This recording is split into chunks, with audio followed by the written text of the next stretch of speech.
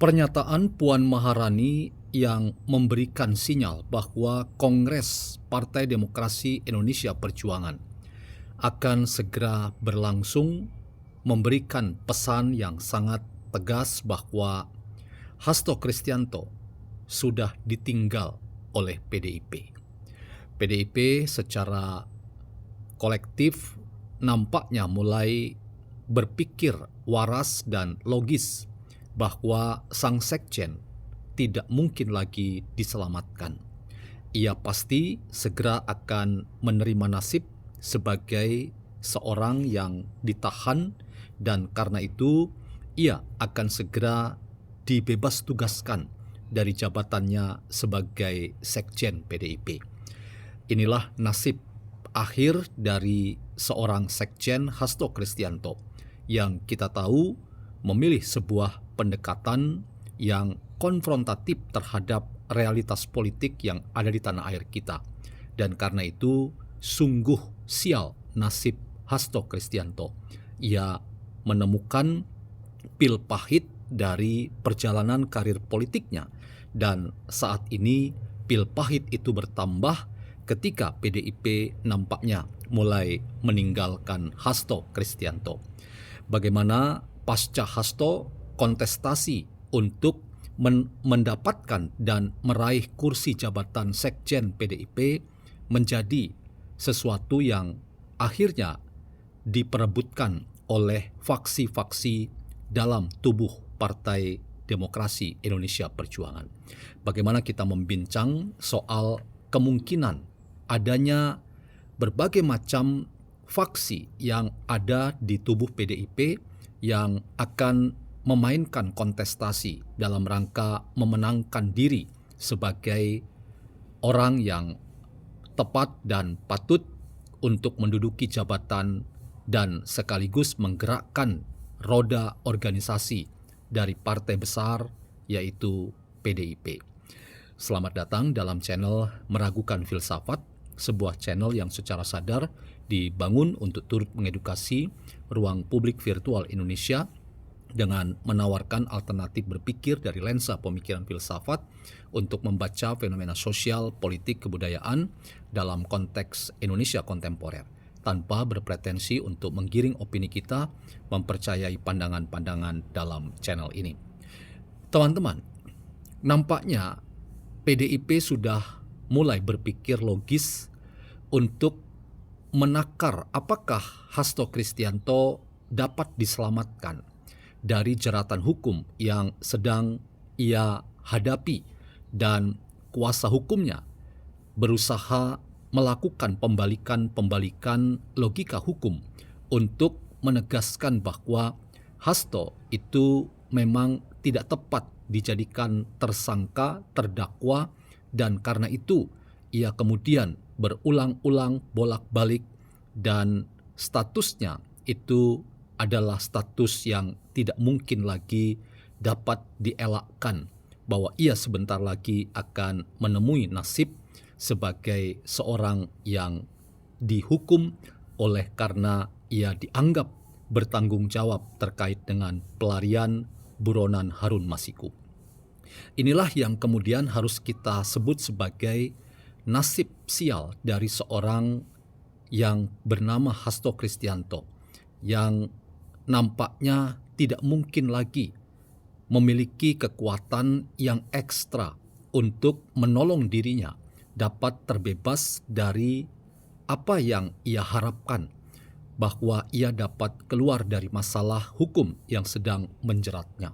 Nampaknya PDIP mulai berpikir strategis dan taktis bahwa harus mulai dipikirkan untuk mencari pengganti Hasto Kristianto, dan karena itu terbuka sangat luas bahwa faksi-faksi yang ada dalam tubuh PDIP pada akhirnya akan berkontestasi untuk memperebutkan jabatan kursi Sekretaris Jenderal yang sangat strategis sebagai penggerak mesin organisasi partai ini menjelang pelaksanaan Kongres PDIP yang sangat menentukan apakah memang partai ini akan berlabuh bersama dengan pemerintahan Presiden Prabowo, atau partai ini memilih untuk menjadi oposisi yang konsisten dan loyal pada pilihan untuk menjadi oposisi yang terus melakukan kritik terhadap kinerja pemerintahan dan terhadap situasi sosial politik dan hidup berdemokrasi di Indonesia hari ini. Dalam konteks itu, teman-teman, saya ingin katakan bahwa sekarang terbuka kontestasi yang tidak bisa lagi kita elakkan dan halang-halangi, bahwa ada kubu Hasto Kristianto yang ingin merebut jabatan kursi sekjen dalam PDIP, yang ingin terus memastikan bahwa kepentingan-kepentingan Hasto dapat diakomodir. Paling tidak, pendekatan politik PDIP terus-menerus akan berkonfrontasi dengan situasi politik, bahkan berkonfrontasi dengan rezim pemerintahan yang sedang berkuasa yang dipimpin oleh Presiden Prabowo Subianto. Namun harap dicatat bahwa pasca Hasto Kristianto dilengserkan, kemungkinan faksi ini akan berhadapan dengan satu faksi lain yang dipimpin oleh Puan Maharani yang jauh lebih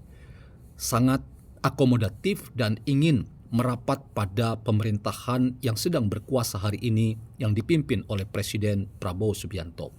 Nampaknya angin ke arah kemenangan dari faksi yang dipimpin oleh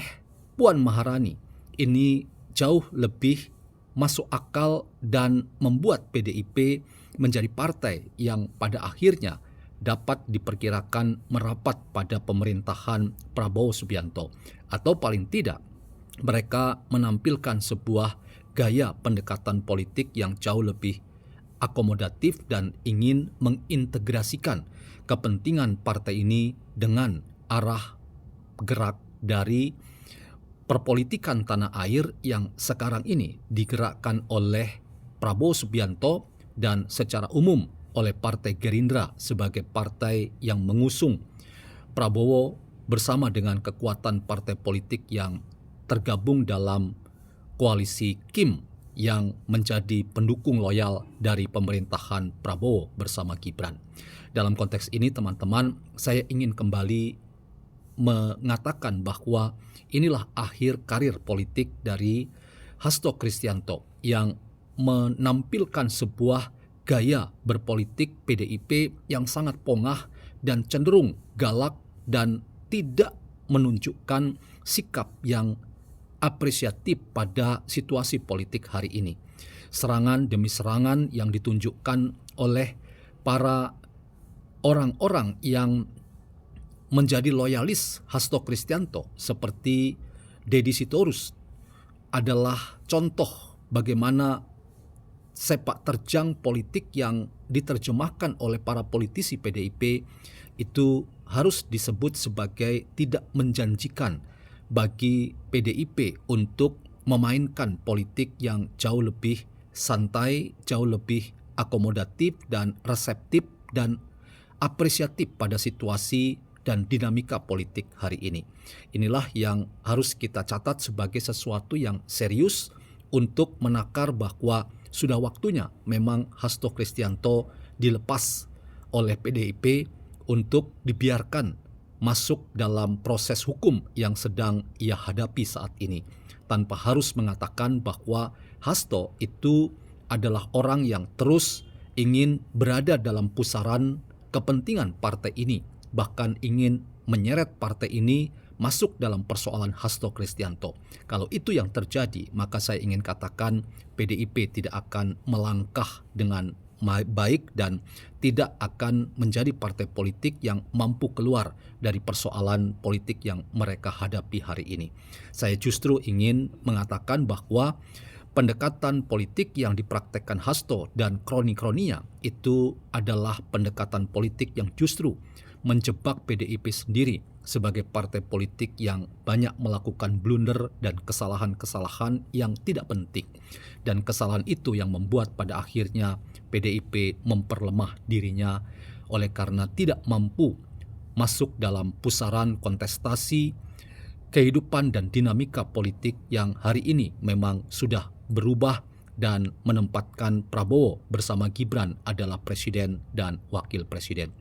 Kita membutuhkan pendekatan politik yang berbeda dan karena itu terbuka luas bahwa faksi Puan Maharani pada akhirnya akan memenangkan kontestasi ini dan ketika mereka memenangkan masuk sebagai salah satu yang akan diusung menjadi calon Sekretaris Jenderal PDIP, maka ada kemungkinan bahwa PDIP merapat pada pemerintahan Prabowo atau paling tidak mereka tidak akan mengganggu dengan kritik-kritik yang justru memperlemah kesan bahwa PDIP adalah bagian dari proses berdemokrasi tanpa mengatakan PDIP adalah musuh dari rezim pemerintahan baik dulu yang dipimpin oleh Jokowi maupun kini yang dipimpin oleh Presiden Prabowo Subianto.